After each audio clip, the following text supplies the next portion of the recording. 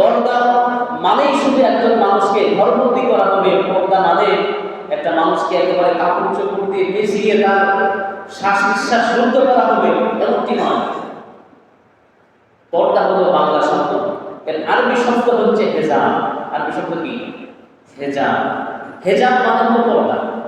যেমন কবরকেও এক অর্থে হেজাব করা হয়, কবর। কারণ কবরে যখন কোনো মানুষকে দেওয়া হয়, এটা হলো বারজাখি জীবন, তখন এই কবরের মানুষ আর পৃথিবীর মানুষের মধ্যে একটা হেজাব, একটা পর্দা চলে আসে। এই জন্য কবরটাকেও অনেক অর্থে হেজাব দেওয়া হয়। তো হেজাবের শাব্দিক বাংলা অর্থ হচ্ছে পর্দা বা আড়াল, চক্ষুর অন্তরাল, লোকচক্ষুর আড়ালে, এরকম অর্থ বহন করে। এখন পর্দা বিষয়টি হলো নামাজ, রোজা, হজ, যাকাত, এই বিষয়গুলি আমরা স্বভাবগতভাবেই জানি যে এই বিধানগুলি হচ্ছে ফরজ বিধান, ফরজ ইবাদত। এটি আল্লাহর পক্ষ থেকে নির্দেশিত একটি বিধান, একটি ইবাদত। আমরা নামাজ পড়ি কম বেশি, হজ কম বেশি যাদের উপরে ফরজ হয় অনেকেই করেছেন, রোজা আমরা আলহামদুলিল্লাহ সবাই করি, যাকাত মোটামুটি সবাই দেওয়ার চেষ্টা করেন। কিন্তু দেখা যায় যে ভালো ভালো দিনদার মানুষ যারা নামাজি, রোজাদার, হাজি সাহেব, এরপরে সব ইবাদত করে, কিন্তু পর্দার ব্যাপারে আমরা এতটা পিছিয়ে, মনেই হয় না যে পর্দা বিধানটি আমাদের ধর্মে ফরজ বিধান হিসাবে গণ্য করা হয়েছে, এরকমটা মনেই হয় না। পর্দাটাকে আমরা এমনভাবে দেখি, মনেই হয় না যে এটা আমাদের ধর্মীয় কোনো রীতি বা ধর্মীয় কোনো আচার অনুষ্ঠান, এটা মনেই হয় না। কিন্তু পর্দা করা এটা আল্লাহ রাব্বুল আলামিনের পক্ষ থেকে একটি ফরজ বিধান, ফরজ ইবাদত। যেমনটি নামাজ আদায় করা ফরজ, যেই মানুষ আমি নামাজ আদায় করলাম, নামাজ পড়েই আমি পরক্ষণে দেখা যাচ্ছে যে নামাজের পরেই আমি পর্দার মধ্যে একটা ফরজ বিধান থেকে, ফরজ ইবাদত থেকে আমার কোনো খেয়াল নেই। কিন্তু দেখেন আমরা মনে করি যে শুধু নারীরা পর্দা করবে, আসলে কিন্তু না। শুধু কি মেয়েদের জন্য পর্দা না, পুরুষের জন্য পর্দা আছে, আবার মেয়েদের জন্য পর্দা আছে। যারা ইসলামের বিভিন্ন রূপ ধরে, যে সকল প্রগতিশীল ব্যক্তিবর্গ যারা ইসলামের রূপ ধরেন, এরা মনে করে যে ইসলাম শুধু নারীদেরকে ঘরবন্দি করেছে, নারীদেরকে পর্দার বিধান দিয়েছে। কিন্তু আসল কথা হলো নারীকে যেভাবে পর্দার বিধান দেওয়া হয়েছে, নারীকে পর্দার বিধান দেওয়ার আগে আল্লাহ রাব্বুল আলামিন পুরুষকে পর্দার বিধান দিয়েছে। যে পুরুষ আগে তুমি নিজে কন্ট্রোল করো, নিজেকে কন্ট্রোল করো, নিজে আগে সংশোধন হও, নিজে আগে এইভাবে থাকো, এরপর আল্লাহ নারীকে পর্দার বিধান দিয়েছে। সূরাতুন নূর, সূরা নূরের এই আয়াতটি বলবার আগে আল্লাহ রাব্বুল আলামিন সূরা আরাফের মধ্যে বলছেন, রব্বুল আলামিন বলছেন, ইয়া বানি আদম قد أنزلنا عليكم لباسا يواري سوآتكم وريشا ولباس التقوى ذلك خير। আল্লাহ বলছেন ইয়া বানি আদম, বানি আদম, বানি মানে হলো সন্তান, ইবনু থেকে বানি। তো বানি শব্দের অর্থ হলো সকল সন্তানেরা, আদমের সন্তানেরা। কার সন্তান? আদম আলাইহিস সালামের সন্তানেরা। এখানে আল্লাহ পাক বলতে ইয়া আইয়ুহাল মুমিনুন, হে ঈমানদারগণ, ইয়া আইয়ুহাল মুসাল্লুন, হে নামাজি বান্দাগণ, ইয়া আইয়ুহাল হাজিরুন, হে সকল উপস্থিত ব্যক্তিবর্গগণ, এভাবে বলতে পারতেন। ইয়া আইয়ুহান নাস, হে মানব মণ্ডলী, এভাবে বলতে পারতেন। কিন্তু এই সকল শব্দকে আল্লাহ পাক এক সাইড করে একটা এমন শব্দ নিয়ে আসতেন, ইয়া বানি আদম, বানি মা ইবনু, অর্থাৎ আদমের সন্তান সন্ততিরা। আদমের সন্তানের মধ্যে রয়েছে পুরুষ, আদমের সন্তানের মধ্যে রয়েছে নারী, আদমের সন্তানদের মধ্যে রয়েছে হিজড়া, তৃতীয় লিঙ্গ যেটা আমরা কি বলি, বা ট্রান্সজেন্ডার বা হিজড়া। তো যদি শুধু বলা হতো ইয়া আইয়ুহাল মুমিনুন, তাহলে শুধুমাত্র মুমিনদের ক্ষেত্রে এই হুকুমটা প্রযোজ্য হতো। যদি বলা হতো ইয়া আইয়ুহাল মুসাল্লুন, তাহলে এই হুকুমটি শুধুমাত্র নামাজীদের ক্ষেত্রে প্রযোজ্য হতো। কিন্তু আল্লাহ রাব্বুল আলামিন একটা এমন শব্দ দিলেন, ইয়া বানি আদম, হে সমস্ত আদম সন্তানেরা, ক্বাদ আনজালনা আলাইকুম লিবাসান। আল্লাহ বলছেন অবশ্যই আমি তোমাদের জন্য একটা পোশাকের ব্যবস্থা করেছি, আমি তোমাদেরকে পোশাকের ব্যবস্থা করেছি। ক্বাদ আনজালনা আলাইকুম লিবাসান ইউয়ারি সাওআতিকুম ওয়া রিশা, যে পোশাক দিয়ে তোমরা তোমাদের শরীরকে আবৃত করবে, এবং শুধু শরীর আবৃত নয়, এই পোশাক তোমাদের সৌন্দর্যকে বৃদ্ধি করে দেয়। সুবহানাল্লাহ। পোশাক কি শুধু আমরা শীতের থেকে বাঁচার জন্য পরি? যদি শীতের থেকে রক্ষার জন্য আমরা পোশাক পরতাম, শীতের কাপড় পরতাম, তাহলে সব থেকে বেশি আমরা কম্বল অথবা লেপ গায়ে দিয়ে বেড়াতাম, ঠিক কি না? কিন্তু না, আমরা সব কালার, তার ডিজাইন, মানে ফিটিং, সব কিছু দেখি। একটা বোতাম, এই চেনটা যে লাগানো, চেনের ঘাট কেমন, এটা কোন ব্র্যান্ডের, এগুলো দেখা হয়। এর ভেতরে কি কাপড় দেওয়া আছে, এগুলো দেখা হয়। তার মানে আমরা বোঝাতে চাই যে পোশাক শুধু আমি শীতের থেকে বাঁচার জন্য করছি না, এই পোশাকটি আমি যেমনিভাবে শীত থেকে বাঁচার জন্য, ঠান্ডা থেকে রক্ষার জন্য, একইভাবে আমার সৌন্দর্যকে বৃদ্ধির জন্য আমি এই পোশাকটি করব।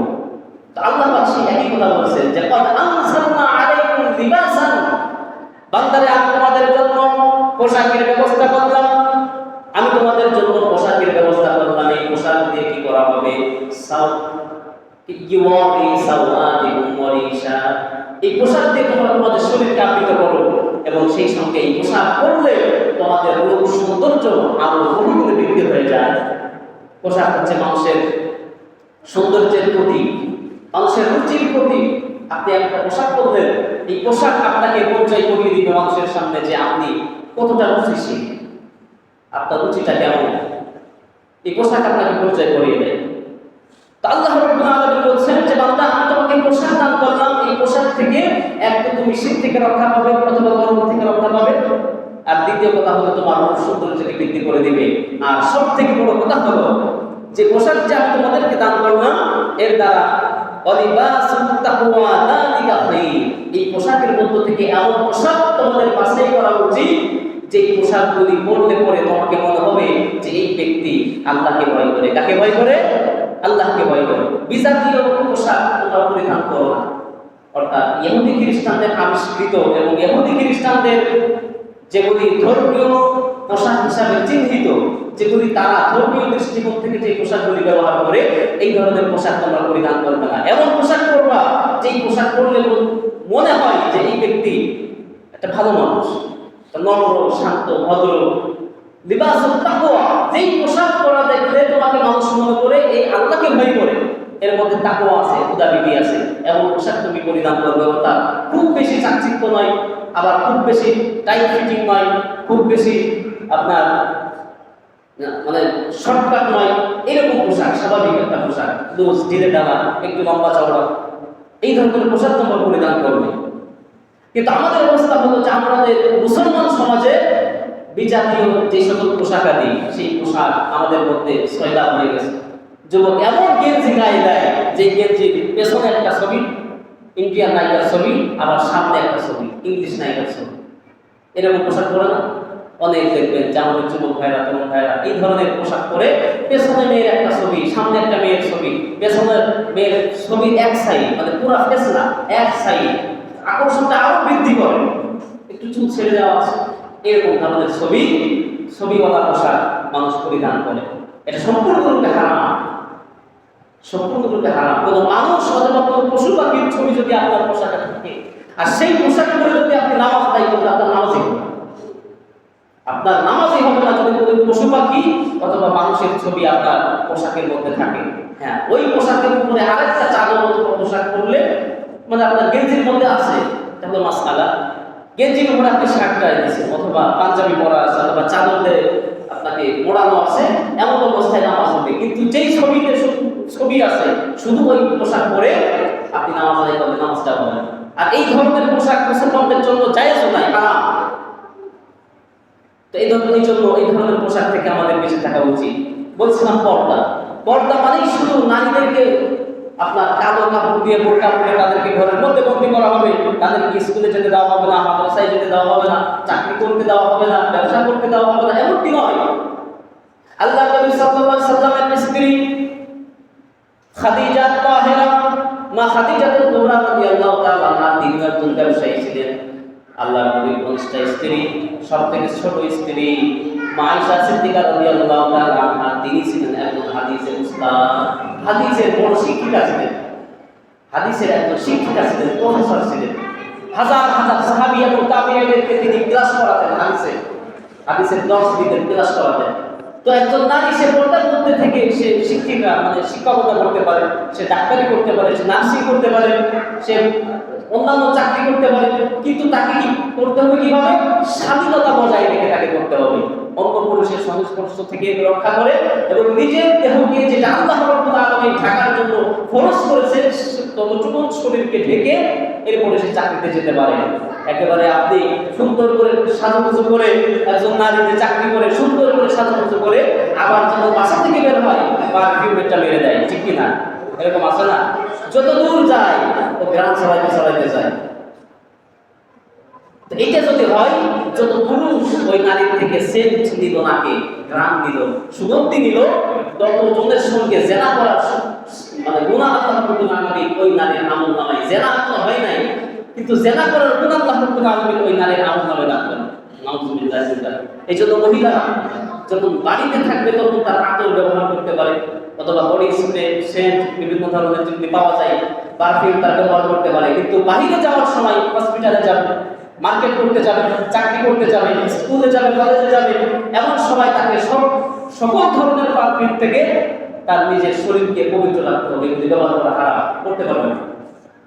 এই বিষয়গুলি তাদেরকে জানানো উচিত। আমাদের স্ত্রী, আমাদের বোন, আমাদের মা, তাদেরকে বিষয়, আমাদের মেয়ে, তাদেরকে বিষয়গুলি অবগত করা উচিত যে বাহিরে যাওয়ার সময় তুমি এগুলি করতে পারবে না। তবে দেখেন, পর্দা বলেছিলাম যে আল্লাহ রাব্বুল আলামিন আগে পুরুষকে বলেছেন তুমি নিজেকে পর্দা করো। দেখেন সূরাতুন নূর, সূরা নূরের মধ্যে আল্লাহ রাব্বুল আলামিন বলেছেন কুল লিল মুমিনিনা ইয়াগুদ্দু মিন আবসারিহিম ওয়া ইয়াহফাযু ফুরুজাহুম।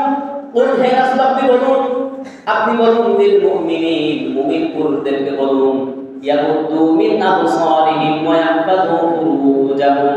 আল্লাহ পাক তার হাবিবকে বলেছেন, হে রাসূল আপনি পুরুষ মুমিনদেরকে বলেন, ছেলেদেরকে বলেন, পুরুষদেরকে বলেন যে তারা যেন তাদের চোখকে অবনত রাখে, চোখকে যেন তারা অবনত রাখে। রাস্তা দিয়ে যাচ্ছে, পাশ দিয়ে যাচ্ছে, একবার নজর পড়েছে, হা করে তাকিয়ে আছে, তো বারবার তাকাচ্ছে, এটা যেন না হয়। চোখকে অবনত করো, কারণ সকল গুনাহের মূল হাতিয়ার হচ্ছে চোখ। এই চোখ দিয়ে তর্ক নারী দেখা হয়, চোখ দিয়ে একটা ভালো জিনিস দেখা হয়, এরপরে তার প্রতি আকর্ষণ আসে, হয়তো জিনিসটা চুরি করে, নয়তো ডাকাতি করে, নয়তো ছিনতাই করে, নয়তো তার প্রতি একটা লোভ লালায়িত হয়, লোভ আসে। সেটা যে কোনো জিনিস হতে পারে। একটা ভালো গরু দেখেছেন, গরু, এই গরুটা এত সুন্দর, মানে দেখে দেখে আপনার চোখ একবার ছানাবড়া হয়ে গেছে, কি করবো, কেনার কোনো সামর্থ্য নাই, গরু চুরি করে দিয়ে আসে। এটা বাইক দেখছেন, কি করবো, চোররা তো আগে চলতে দেখে নাকি, যারা চুরি করে, পকেট মারে, যারা ছিনতাই করে, কানের দুল, গলার চেন, যারা ছিনতাই করে, চোখ না থাকলে ছিনতাই করা সম্ভব, চুরি করা সম্ভব, খুন করা সম্ভব, ডাকাতি করা সম্ভব, জেনা করা সম্ভব? সম্ভব না, কোনোটাই সম্ভব না যদি চোখ না থাকতো। তাহলে বোঝা যায় যে চোখ হলো সকল কাজের বন্ধু চোখ। এই জন্য আল্লাহ রাব্বুল আলামিন পুরুষদেরকে আগে বললেন যে পুরুষ তুমি তোমার চোখকে কন্ট্রোল করো। কুল লিল মুমিনিনা ইয়াগুদ্দু মিন আবসারিহিম, হে রাসূল আপনি মুমিন পুরুষদেরকে বললেন তারা যেন তাদের চোখকে অবনত রাখে। চোখ একবার পড়েছে কারোর প্রতি, চোখকে নামিয়ে নেয়। হযরত আলী রাদিয়াল্লাহু তাআলা আনহু নবীজির কে হন? জামাতা হন, জামাই হন। নবীজির জামাই হন হযরত আলী, ছোট জামাই। আলীকে ডেকে বলছেন, ইয়া আলী, ইয়া আলী লা তুতমি'আন নাযরাতান নাযরা। শ্বশুর জামাইকে বলছে যে হে আলী তুমি তোমার নজরের অনুসরণ করো না, ইত্তেবা করো না, মানে তুমি নজর যেদিকেই যায় তুমি সেদিকেই দিও না। কারণ আল্লাহ রাব্বুল আলামিন লাকান নাযরুল আউয়াল, প্রথম নজরটা হলো তোমার জন্য, ওয়ালাকান নাযরুল উখরা, আর দ্বিতীয় নজর তোমার জন্য নয়। মানে প্রথমবার যে তাকানো হলো, রাস্তা দিয়ে চলছে, দোকানে বসে আছেন, কেউ আসছে, এরকম যদি পরিবেশ হয়, প্রথম নজর আপনি দিতে পারেন কে আসতো বা কে, কিন্তু দ্বিতীয় নজর আপনার জন্য নয়। আল্লাহর হাবিব তার জামাইকে বলছে, আলীকে ডেকে বলছে যে প্রথম তাকানোটা তোমার জন্য, মানে এটা তোমাকে ক্ষমা করা হলো, কিন্তু দ্বিতীয়বার তুমি তাকাইতে পারবে না। এখন যদি এমন হয় যে প্রথম তাকানোই চলে যাচ্ছে 3 মিনিট 5 মিনিট, মানে এমন সুন্দর জিনিস দেখছে এক নজরেই 5 মিনিট কেটে গেছে, এটা তো হবে না। প্রথম তাকালে ব্যক্তিটি কে বা কি এটা দেখার সঙ্গে সঙ্গে আপনার চোখকে অবনত করতে হবে, নিচু করতে হবে।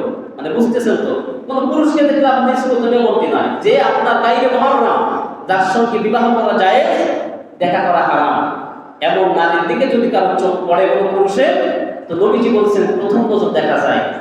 দেখা যায় মানে এমন না যে আপনার বন্ধু বলো এই দোস্ত দেখ জিনিসটা যাচ্ছে আর আপনি তাকালেন, এরকমটি নাই। মানে চলার পথে অথবা বসে আছেন, হঠাৎ করে চোখের সামনে পড়ছে, তাকে এক নজর দেখতে পারেন, এর দ্বিতীয় নজর আপনি দিতে পারবেন না। কারণ আল্লাহ নবী সাল্লাল্লাহু আলাইহি ওয়াসাল্লাম বলছেন, যেই ব্যক্তি চোখ দিয়ে জেনা করে, চোখের জেনা হলো দেখা, চোখের জেনা কি? দেখা। নবীজি বলছেন জিনাল আইনান আন-নাদর, দুই চোখের জেনা হলো নজর দেওয়া, দেখা।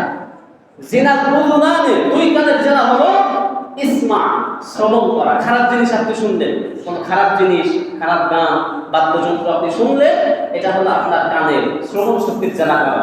জিনাল ইয়াদান, দুই হাতের জেনা হলো আল-বাতশ, স্পর্শ করা। কি পরনারীকে স্পর্শ করলেন, এটা আপনার হাতের জেনা হলো। জিনার রাজুলাইনে, দুই পায়ের জেনা হলো আল-খুতা, পায়ে হেঁটে হেঁটে যাওয়া। কোন খারাপ কাজের দিকে আপনি যাচ্ছেন, পায়ের উপরে ভর করে, পা গাড়ির উপরে দিয়েছেন, পা ছাড়া তো গাড়ি চালানো সম্ভব না, পা ছাড়া হেঁটে যাওয়া সম্ভব না, দৌড়ানোই সম্ভব না। নবীজি বলছেন পায়ের জেনা হলো আল-খুতা, এই যে পা দিয়ে হেঁটে হেঁটে গেল, এটা হলো পায়ের গোনা। জিনাল কলবু, কলবের জেনা হলো আল হাদিসটা খেয়াল নাই, মানে কলবের জেনা হলো চিন্তা করা, একটা জিনিস নিয়ে চিন্তা করা, খারাপ কোনো জিনিস নিয়ে আপনি চিন্তায় আছেন, না জিনিসটা কেমন, কি দেখছিলাম, কেমন কি হতে পারে, যে এই যে একটা খারাপ অনুভূতি আসা, খারাপ চিন্তাধারা করা, এটা হলো অন্তরের জেনা। তো এই জন্য আল্লাহ রাব্বুল আলামিন আগে পুরুষকে বলছেন, সূরা নূরের মধ্যে আল্লাহ তাআলা বলছেন যে হে রাসূল, আপনি পুরুষ জাতিকে আগে বলেন তারা যেন তাদের চোখকে কন্ট্রোল করে। এক।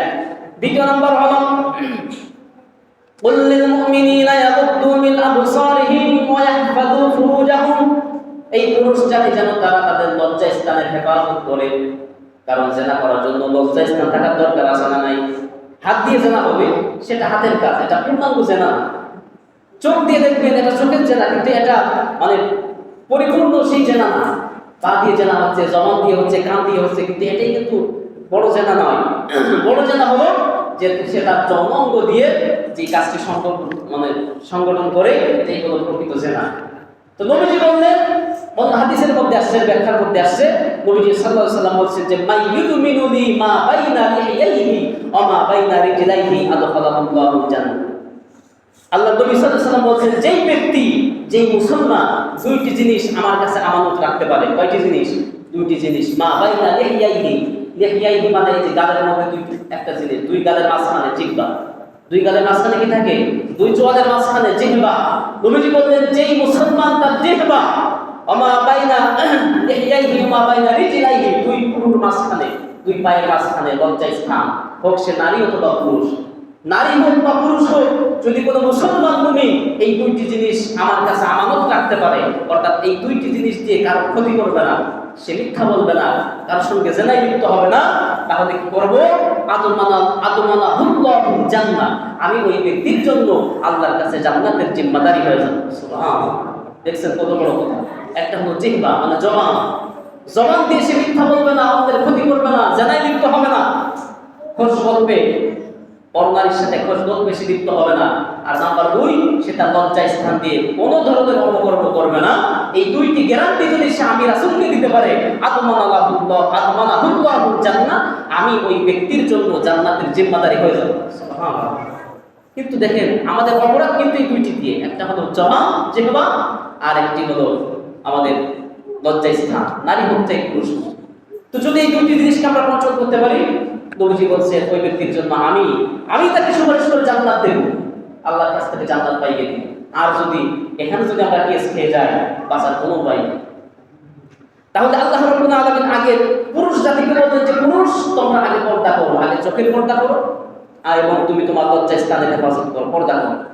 এরপরে দ্বিতীয় আয়াতে আল্লাহ রাব্বুল আলামিন বলছেন যে হে রাসূল, এবার আপনি নারীদেরকে বলেন, আগে পুরুষ কন্ট্রোল করো, পুরুষ জাতি ঠিক, এরপরে আপনি নারীদেরকে বলেন। কি বলেন? وَقُلْ لِلْمُؤْمِنَاتِ يَغْضُضْنَ مِنْ أَبْصَارِهِنَّ وَيَحْفَظْنَ فُرُوجَهُنَّ।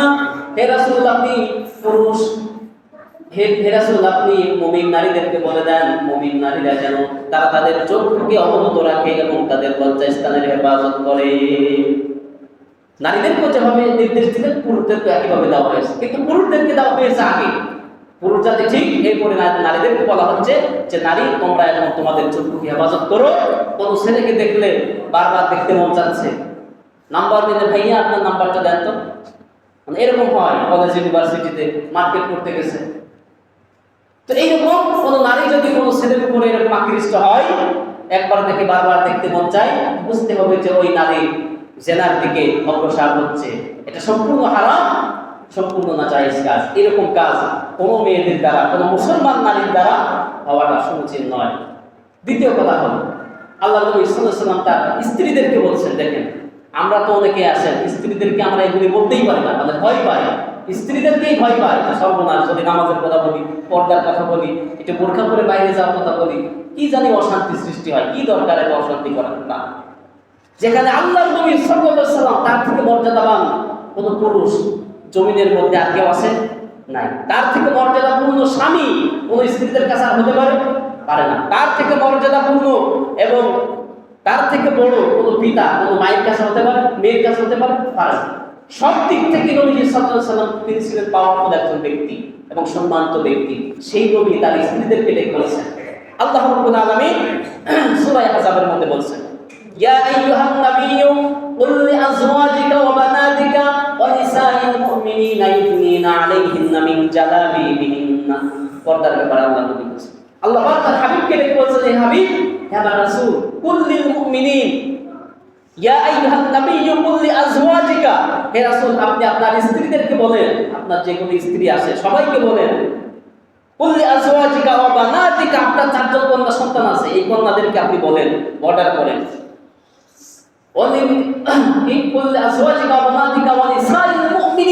এবং সমস্ত নারীদেরকে, মুমিন নারীদেরকে বলে দেন, ইউদনিনা আলাইহিন্না মিন জালাবিবিহিন্না। জালাবিব জিলবাব এর বহুবচন জালাবিব। জিলবাব অর্থাৎ যে পোশাকটা পরা হয়, নারীরা যে পোশাক পরে, এই পোশাকের উপরে উদ্বৃত্ত একটি বাড়তি পোশাক, যার মোটামুটি একটা রূপ বর্তমান সমাজের জন্য বোরখা।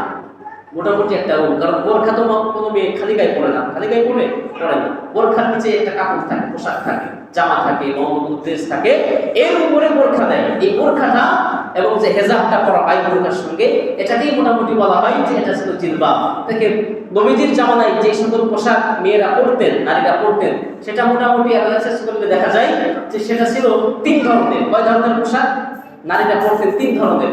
একটা হলো যে আমাদের মা বোনেরা অনেকে দেখবেন মেক্সি পরে, মেক্সি শিখছেন, একেবারে জুব্বার মতো, গলা থেকে নিয়ে পা পর্যন্ত মেক্সি, গোল একটা জামা জুব্বার মতো, এটা পরে, এবং ফুল হাতা একেবারে কোলই পর্যন্ত, তাহলে গলা থেকে নিয়ে টাকুর পর্যন্ত, এবং হাতা ফুল ঢিলা ঢালা হয়। দেখছেন না আপনারা? এটাকে কি বলা হয়? মেক্সি বলা হয়। এই মেক্সি, এই কোয়ালিটির একটা পোশাক তখনকার জামানায় নারীরা পরতেন। এটা হলো সুন্নাহ সম্মত, এই পোশাকটা পরতে পারেন মেয়েরা। আরেকটি পোশাক ছিল, সেটা হলো আপনার ছায়া পরেন মেয়েরা, ছায়া এবং উপরে যে একটা ব্লাউজ মতো পরে, এই ব্লাউজ এবং ছায়া দুটোই হতে হবে আপনার ঢিলে ঢালা। ব্লাউজটা তো এখন অনেক কাটিং বের হয়েছে, এমন ডিজাইন, পিঠটা এমন ভাবে বের করে রাখে, সর্বনাশ, যার বর্ণনা দিলেই মাথা খারাপ হয়ে যাবে, এরকম করে না? তো এই ধরনের ব্লাউজ কোনো মেয়ে পরা সম্পূর্ণ হারাম, না যায়। এই ধরনের যে পিঠ ফাঁকা করে রাখে, ওখানে লাভ আগায় রাখে, বিভিন্ন ডিজাইনের পিঠ থাকে, তো এরকমটা সম্পূর্ণরূপে নিষিদ্ধ, হারাম, কোনো মেয়ে করতে পারবে না। ব্লাউজ হবে কেমন? ঢিলে ঢালা এবং ফুল হাতা, একেবারে কোনোই পর্যন্ত, গলা একেবারে গলা পর্যন্ত, এই যে পাঞ্জাবির আমাদের যেমন গলা বা গেঞ্জির গলা, এরকম গলা পর্যন্ত এবং নাভি নিচ পর্যন্ত যাবে এই যে ব্লাউজটা পরা হবে। তাহলে নিচেই থাকতো ছায়া এবং উপরে থাকলো এই যে ব্লাউজ, ফুল হাতা এবং ঢিলে ঢালা, যেন বডির কোন জায়গায় কি আছে এই অঙ্কগুলা যেন মানুষ সহজে বুঝতে না পারে। তো এটা ছিল একটা পোশাক। এই পোশাকগুলি তৎকালীন সময় পরতেন নারীরা। তৃতীয় আরেকটি পোশাক ছিল, সেটা হলো যে আমাদের এখনকার মেয়েরা যে থ্রি পিস পরে, এই থ্রি পিসের মতো কিছুটা, তবে এখনকার সময় থেকেও ঢিলে ঢালা। মানে সব কথা, আসল কথা হলো যে পোশাকটি করুক না কেন, সেটার জন্য সম্পূর্ণ শরীর আবৃত হয় এবং ঢিলে ঢালা হয়। আর জিলবাব বলা হয় এমন জিনিস যেটাকে, এই যে ওড়না, তাহলে থ্রি পিস যেটা একটা হলো পরে, আরেকটা গায়ে দেয়, আরেকটা হচ্ছে ওড়না। এই ওড়নার উপরে আরেকটি নতুন চাদর, অন্য একটি বাড়তি কাপড় বা বাড়তি চাদর দিয়ে সে তার নিজের নিজেকে আবৃত করবে, তার বক্ষ দেশ নবী আল্লাহ কোরআনের মধ্যে বলছেন যে তার বুক পর্যন্ত যেন তার জিলবাবকে ঝুলিয়ে দেয়, নামিয়ে দেয়। তো এতে করে কি হবে? আইয়ুরাফনা, আল্লাহ পাক বলছেন যে এতে করে নারীদেরকে, মুমিনা নারীদেরকে চিনতে সুবিধা হবে, চিনতে ভালো হবে যে এই সকল নারী এরা মুসলমান, এরা মুমিন, এরা আল্লাহকে ভয় করে। এদেরকে উত্তপ্ত করা যাবে না, এদেরকে টিজিং করা যাবে না। আপনি একটা সমীক্ষা করে দেখেন, সমীকরণ যদি আপনি করেন যে পৃথিবীর মধ্যে যতজন নারী টিজিং এর শিকার হয়, বা এই ধরনের খারাপ সিচুয়েশনের সম্মুখীন হন, তাদের অধিকাংশই হলো যারা অর্ধলঙ্গ এবং পর্দাকে খিলাফ করে চলে। অর্ধলঙ্গ সে যে সুন্দর একদম নায়িকার মতো সে যে বের হয়েছে মার্কেটে, ও আসে রাত 11টায়, এই টিজিং তো হবেই স্বাভাবিক। যদি আপনি ইসলামিক পোশাক পরে সুন্দরভাবে এভাবে হাত মোজা পা মোজা সুন্দরভাবে বোরকা করে চলেন, আপনার পেছনে লোক লাগবে কম। মানুষ বুঝবে যে আপনার পেছনে লাগবে যে যুবক, বকাটা ওদের মস্ত থাকেই। যদি আপনার মেয়েকে টিচিং করতেও চাই, ওর বিবেক আগে নাড়া দিবে যে এ তো একেবারে দেখা যাচ্ছে আসমান থেকে আসছে, এর পিছনে কিভাবে করি, একে আমি কিভাবে ক্ষতি করি। খুব কম হয় না তা না, বোরকা বললেই যে সে বেঁচে গেল তা না, বোরকা পরার পরেও বিপদের সম্মুখীন হতে পারে, কিন্তু এর সংখ্যাটা একেবারেই কম, একেবারেই নগণ্য। তো এই জন্য মেয়েদেরকে, নারীদেরকে পর্দা করতে হবে। পর্দা হচ্ছে আল্লাহর দেওয়া বিধান, এবং আমাদের মানব জাতির কল্যাণের জন্য আল্লাহ রাব্বুল আলামিন এই পর্দার ব্যবস্থা করেছেন। দেখুন আল্লাহ হাবিব সাল্লাল্লাহু আলাইহি ওয়াসাল্লাম বলেছেন, যারা পর্দা না করে, পর্দা আপনি করবেন কাদের সাথে, করবেন না কাদের সাথে, তার সবকিছুর একটা সিস্টেম আছে। যেমন 14 জন পুরুষ, তাদের সঙ্গে আপনি যারা গায়বে মুহাররাম, তাদের সঙ্গে ব্যতীত আপনার ভাই, মেয়েদের ভাই, মেয়ের বাবা, মেয়ের সন্তান, মেয়ের ভাগ্নি ভাস্তি, তাদের সঙ্গে তো আর পর্দা করার প্রয়োজন নাই। কিন্তু যারা বাহিরে বহিরাগত, যারা গায়বে মুহাররাম, এদের সঙ্গে আপনি পর্দা করবেন। কিন্তু কোরআনের বিধান হলো যে মেয়েরা পর্দা করবে, আপনার মুখটা খালি রাখতে পারে। একটা হলো জায়েজ আর একটা হলো উত্তম। দেখেন, মুখটা খালি রাখতে পারে। আল্লাহ পাক বলছেন যে ওয়ালা ইউদিনা মিন যিনাতিহিন্না ইল্লা মা যাহারা মিনহা, তুমি তোমার সৌন্দর্যকে প্রকাশ করো না। মেয়েদেরকে আল্লাহ বলছেন, নারী জাতিকে, যে বান্দি ওয়ালা ইউদিনা যিনাতাহুন্না, তুমি তোমার রূপ সৌন্দর্যকে মানুষের কাছে লেলিয়ে ধরো না, তুলে ধরো না, প্রকাশ করো না। ইল্লা, তবে হ্যাঁ, মা যাহারা মিনহা, যেটা স্বভাবগতভাবেই প্রকাশ হয় সেটা বলাবি। স্বভাবগতভাবে এই দুই হাত, গাড়িওয়ালাকে টাকা দিতে গেলে হাতের প্রয়োজন, কিছু কিনতে গেলে, ধরতে গেলে হাতের প্রয়োজন। তো এই হাতের এই যে কবজিটা, এটা হলো দেখা যেতে পারে। যদি কেউ হাত মোজা না পরে এমনি হাত ফাঁকা রাখে, এটা পুরুষকে দেখানো যেতে পারে। পায়ের গোড়ালি থেকে নিচের পাটা পর্যন্ত এটা এখন পুরুষকে দেখানো যেতে পারে, এর কোনো পর্দা নাই। এবং মুখমণ্ডল, এটাও দেখানো যেতে পারে, এটা হলো জায়েজ। আর উত্তম হলো সে সবকিছু ঢেকে রাখবে। একটা হলো জায়েজ আর একটা হলো উত্তম। তাহলে জায়েজ হলো মুখমণ্ডল বের করে একজন নারী কলেজে যাবে, মার্কেটে যেতে পারে, সমস্যা নেই। কিন্তু যদি মুখটাও ঢেকে যায়, উপর দিয়ে একটা হেজাব দিয়ে দেয়, নবীজি বলেছেন এটাই হলো সর্বোত্তম, এটাই হলো উত্তম। তো এই জন্য আমরা চেষ্টা করবো যে শুধু নামাজ নয়, শুধু আপনি নামাজ করলেন কিন্তু আপনার স্ত্রী পর্দা করে না, আপনি হজ করলেন আপনার স্ত্রী পর্দা করে না, আপনি রোজা করলেন, যাকাত দিলেন, সব ঠিক আছে, আপনার মেয়ে পর্দা করে না, তাহলে তো এরকম নামাজের কোনো দাম নাই। নামাজ পড়া যেরকম ফরজ, আল্লাহ রাব্বুল আলামিন পর্দা করা, হিসাব করা বা পর্দা করাও ঠিক অনুরূপভাবে ফরজ করেছেন। দেখেন, এক শ্রেণীর নারীদেরকে কিয়ামতের ময়দানে নবী সাল্লাল্লাহু আলাইহি ওয়াসাল্লাম যখন মেরাজে গিয়েছিলেন, তিনি মেরাজের রজনীতে তাকে দেখানো হয়েছিল, আগাম তাকে একটা সংকেত দেওয়া হয়েছিল বা দেখানো হয়েছিল, একটা দেখানো হয়েছিল যে এক শ্রেণীর নারীদের স্তনের উপরে, স্তনে বর্ষি আছে না, এই বর্ষি বাঁধিয়ে, তুমি স্তনে দুইটি বাঁধিয়ে আগুনের মধ্যে ঝুলিয়ে রাখা হয়েছে। ফেরেশতা জিবরাইলকে জিজ্ঞাসা করলেন যে ইয়া আখি জিবরাইল, হে আমার ভাই জিবরাইল, এরা কারা যাদেরকে এইরকম ধরনের ভয়ঙ্কর শাস্তি দেওয়া হচ্ছে? স্তনে বর্ষি বাঁধিয়ে আগুনের উপরে, উত্তপ্ত আগুনের উপরে ধরে রাখা হয়েছে। তখন জিবরিল আমিন উত্তর করেছিলেন, ইয়া রাসূলুল্লাহ, এরা আপনার ওই সকল নগণ্য নাদান বান্দি, আপনার উম্মতেরা, যারা তাদের বুককে হেফাজত করে নাই, যারা তাদের বুককে এমন পোশাক করছে, বুকটা একেবারে উঁচু হয়ে আছে, বোঝাই যাচ্ছে কোথায় কি, সাইজটাই সব কিছু একবারে ক্লিয়ার, যুবকটার পিছনে পড়ে গেছে। এগুলা তো দেখার কারণে, এবং আপনি চোখ দিয়ে দেখলেন, আর একজন সে তার শরীরকে আপনার সামনে ফুটিয়ে ধরলো। এই যে দুইটির মাধ্যমে যে অপরাধ সংঘটিত হলো, এই অপরাধের কারণে নবীজি বলছেন যে ওই নারীকে কিয়ামতের ময়দানে এভাবে শাস্তি দেওয়া হবে। তো প্রিয় উপস্থিতি, আমরা কেউ চাইবো না যে আমার মেয়ে, যে মেয়েকে আমি এত আদর করি, এত ভালোবাসি, সেই মেয়েটা কালকে আমাদের ময়দানে এইরকম ভাবে, এরকম বিস্তৃত ধরনের একটা শাস্তির সম্মুখীন হোক। আমি আপনি কখনো চাইবো না যাকে এত ভালোবেসে বিয়ে করলাম, এত আদর করি, এত সুন্দর আমার স্ত্রী, সে কালকে আমাদের ময়দানে এরকম বিপদের সম্মুখীন হোক। অবশ্যই আমরা কেউ চাইবো না। আমার মা, আমিও চাইবো না যে আমার মা এই ধরনের শাস্তির সম্মুখীন হোক। এই জন্য আমাদের সকলের উচিত এই পর্দার ব্যাপারে সচেতন হওয়া। শুধু নামাজ, শুধু হজ, শুধু যাকাত এগুলি দিয়ে পার পাবেন না। কারণ নামাজ পড়া যেরকম ফরজ, একই রকম হুবহু পর্দা করাটাও ফরজ। এই পর্দার ব্যাপারে আমরা অধিকাংশ মানুষ বেখবর। আল্লাহ রাব্বুল আলামিন আমাদের সকলকেই, এবং মাইকের আওয়াজ যে সকল মা বোনেরা শুনেছেন তাদেরকে আমি অনুরোধ করবো, অনেক সময় দেখি আমরা রাস্তাতে বের হলে এদিক মসজিদের সামনে দিয়েও যায়, একেবারেই খোলামেলা না, এরকম কাজ আপনারা করবেন না। পর্দা করুন। আপনার সৌন্দর্য শুধু আপনার স্বামীর হক, আপনার স্বামীর হক আপনার সৌন্দর্যকে উপভোগ করার, আর কারোর হক নাই। আপনার স্বামীর হক যদি আপনি আপনার বাজারে গিয়ে, রাস্তায় বের হয়ে, চাকরিতে গিয়ে, আপনার অন্য বন্ধু বান্ধবদেরকে দিয়ে মানে এই হক আদায় করা, স্বামীর সঙ্গে খিয়ানত করলেন, আর খিয়ানতকারী কিয়ামতের ময়দানে আল্লাহর জান্নাতে যেতে পারবেন। বিষয়টি আমাদের বুঝবার এবং আমলযোগ্য আলোচনা। আল্লাহ রাব্বুল আলামিন আমাদের সকলকেই পর্দা মেনে চলার তৌফিক দান করুন, নারী এবং পুরুষ সবাইকে।